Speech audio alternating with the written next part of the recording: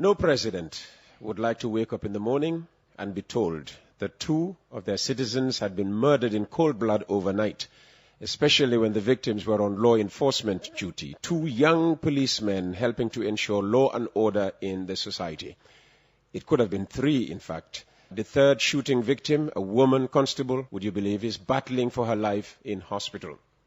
Well, that's the unsettling situation President Barrow had to deal with on Wednesday morning, following the Tuesday night shooting incident that has dominated the news and all public conversation since then.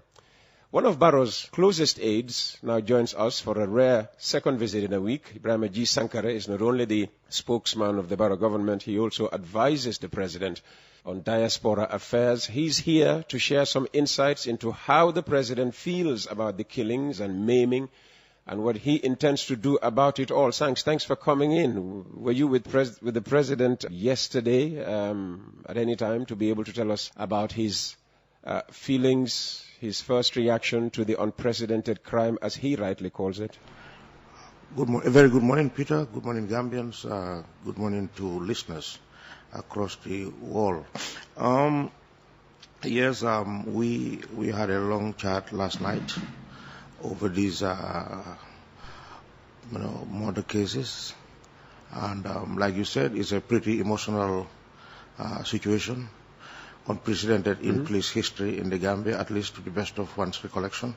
I know in our history there has been attacks on barracks, Farafenye barracks, Katong barracks, and that was in the military. However, the police, I think, are experiencing this kind of macabre murder scene, murders, I guess. They're murders now. 2 people fallen down as a consequence. Before we proceed, President Barrow has asked that I also once more say that on behalf of the First Family, the Gambia government, and the people of the Gambian nation, he expresses his heartfelt condolences to the bereaved families of the murdered policemen on Tuesday, September 12, 2023. The senseless and cold-blooded murder and the shooting of a policewoman now in critical condition in hospital represent a dark chapter in Gambian police history, he said. He asked that the entire nation prays for the fallen men to enjoy eternal peace in heaven. Mr. Barrow asked that the nation also prays for the love for the lone survivor. That's the female policewoman or female police officer, Anse Jallow, Madam Anse Jallow, who now battles for her life in hospital, and hopefully every indication is that the doctors are doing a very good job. Fantastic. And we hope that she will eventually make it. So President Barrow prays that she recovers speedily and to regain her physical health and strength soon. Now, that said, we go to the latest developments. Yes. President Barrow has confirmed the arrest of in Jololong, Casamance, southern Senegal, of one Ousseynou Bojang, the alleged gunman in Tuesday night's brutal shootings. Mr. Barrow also confirmed that the alleged assailant has since been extradited by Senegalese authorities and was successfully received by Gambian police men or force. Bojang is currently at a secure location where he is very helpful to investigators. We're not going to name the location for his own safety, because he has angered so many people. The emotions across the country are fever pitch, at least. Around the world. The police high command has also been very open about it. They have revealed that Bojang has been exceptionally cooperative during questioning, yielding a treasure trove of most needed information and excellent leads. Inter alia, among other things, the alleged gunman or executioner has taken the police on a trail of discovery. His boots have been recovered. His murder regalia recovered. When you say boots, the boots he wore. His booty, the money he was paid to do this assignment. A hired assassin then? Yeah, a hitman, an assassin if you want to call him, an executioner, a murderer, has been recovered. The getaway car has been recovered. The number plate has been successfully matched with the car. That have been also recovered. Those things. He is also helping investigators recover the murder weapon, with which he allegedly executed 2 innocent paramilitary officers with feral barbarity, I would say. Mr. Bojang also led investigators to the motel or lodge where he and several alleged accomplices were lodged by their hirers.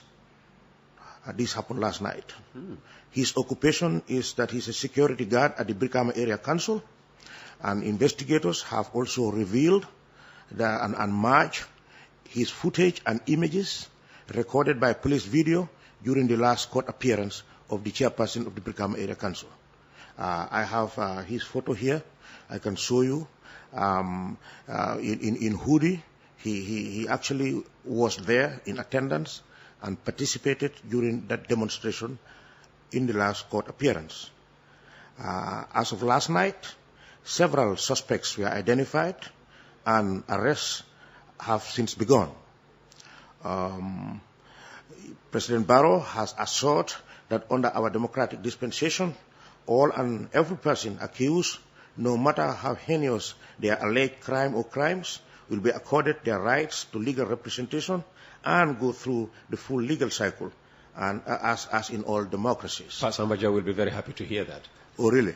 Yes, he was. You didn't hear his commentary. No. He was worried about all these calls for reimposition of the death penalty and some of the public reaction you hear. Let me read this text, for instance. Hello, good morning, Uncle Peter. This man who shot the officers should not be taken to prison. Let them just investigate him, and after the investigation, let him just be killed by hanging. And all the media platforms should be present and take live TV. If the government didn't do that, one will repeat it. Let them not say human rights. So this, yeah, this is some of the, or these are some of the emotions you get when you talk to people. Yes, and President Barrow has asked that I also convey to the Gambian people that no matter how painful this is, that they should remain calm and they should rest assured that the country is calm and safe and is secured. Our borders are under very strict surveillance, and as of last night, anybody who was in concert, participated through innuendo, insinuation, aided or abetted, brew attire, conspired, whether you are here or in the diaspora, the government is looking for you. And internationally, governments will cooperate with us, because this is not just demonstration or political agitation. This is murder. This is domestic terrorism. The killing in cold blood, Peter, of 2 innocent young men, and the gunning down of a female policewoman, who were doing nothing but doing national duty. I think it's a very heinous crime. It is. And anybody who celebrate this crime, really, you need to see a psychologist for some mental evaluation. And to be honest, there have been celebrations on social media. Yeah, through audios and all kinds of things. Yeah, I have been sleepless for the past 2 days. President Barrow actually didn't sleep the whole of Tuesday night. And, because he cannot just believe that people could just orchestrate this kind of thing. And Peter, I'm not going to dwell into most of the information I have. That's why I'm not asking certain questions. Yes, as I sit here, I know. I've been tempted to ask certain follow-up questions. The information is overwhelming. In America, they say TMI, too much information. And I have to be very economical, like they say in the Gambia, with what I have. At least it affects the investigation. Absolutely. But what I can tell you is, had the alleged gunman succeeded, he and his co-conspirators, there would have been chaos and confusion in this country, because for a good 1 week, they were surveillancing paramilitary posts, checkpoints, and they wanted to at least kill half a dozen paramilitary officers. Really? That was the motivation. So the police are unearthing evidence after evidence after evidence, and family members, friends who actually knew about this, people that the perpetrator spoke to and confided and confessed, should also report to the closest police station or the nearest police station. The man, after he shot these people, allegedly shot these people, was met by co-conspirators at a mosque within that vicinity, who actually provided the getaway car and drove him into the thick forest of Casamas for safety. So the police have uncovered this because Mr. Bojang has been exceptionally cooperative, and they're very happy with his information. Yeah. Again, as you say, we are trying not to divulge too much. But when you talk about attack on police stations and an intention to kill more than half a dozen security officials, every time, security installations have been attacked in this country, it's been with a calculated attempt to topple the government. You're not suggesting that this could have been the latest attempt to topple a democratically elected government in the Gambia? It would be premature to say that. However, preliminary investigations are just overwhelmingly interesting. I would put it that way. Yes. We need to be very careful. And I'm not alleging anything. I'm just saying that preliminary investigations are yielding great leads, and the police are very happy. Good morning, Peter. I'm joining the rest of Gambians in expressing my heartfelt condolence to the victims' families and entire Gambia. Peter, I don't know what is the secret behind the shootings. I don't think it's necessary for government spokesman to come there and give us the president's reaction. We all see his reaction. Let them work on the reforms. I suppose that would be security reforms, truth and reconciliation.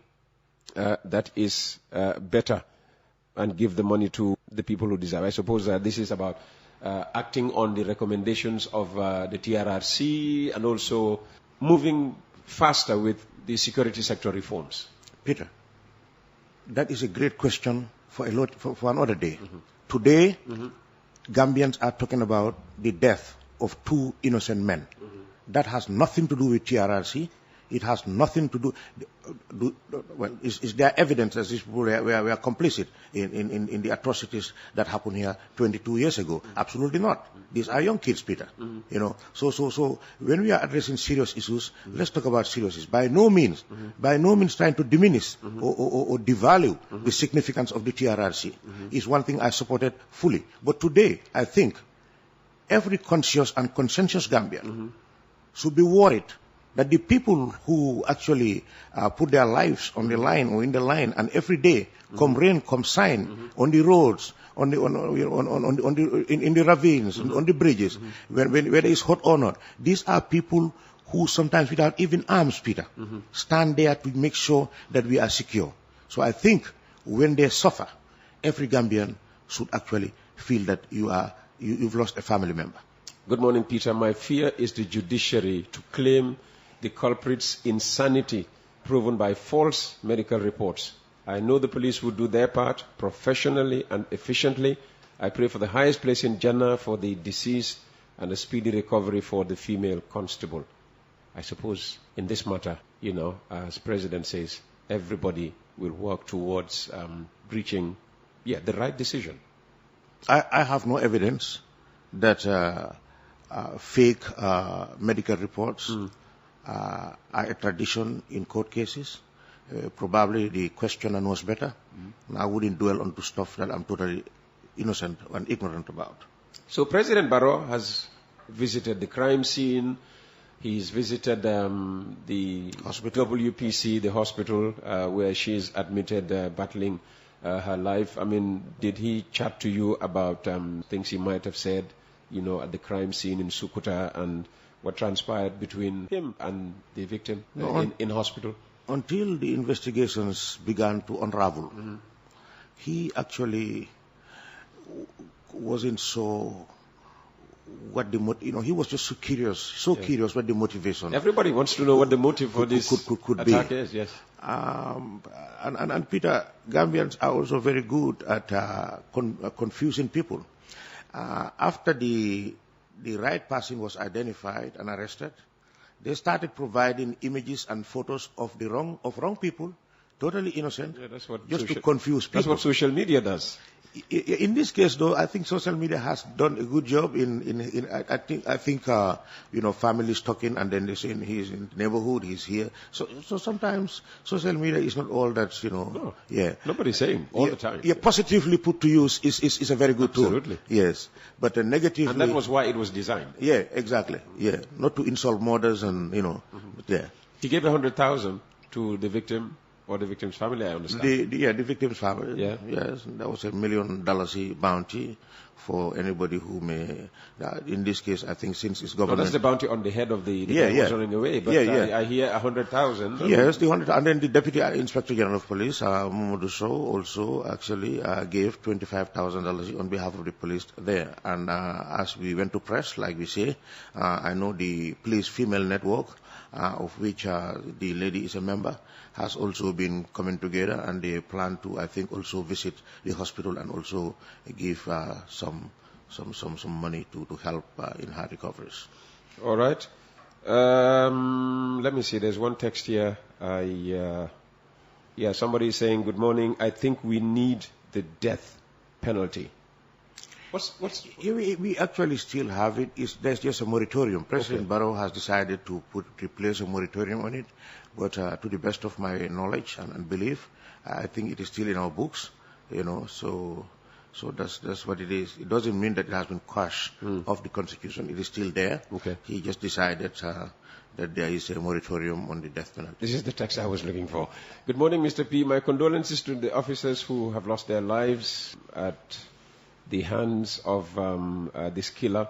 On the other hand, I am happy that Sankareh is back on the program. Please, Peter, try to keep him coming to the Tuesday program. It is important for the public to express their concerns about the government, even though they cannot solve all the problems they hear from the people. Thank you. And this is from a very popular texter. Can you guess? Bubakar Sano from Fajikunda. Oh. Okay. He's been texting like for ages. I thought he's the guy from Farava, but no. Okay. Right. Thanks. Thank you very much for coming. And if there are more major developments within the next 24 hours, we'll drag you back into the studio here. Yeah, or I'll call you and give you the information. Absolutely. Yes. Thank you. Yeah, my profound pleasure. Thank you. Thank you so very much. Thanks.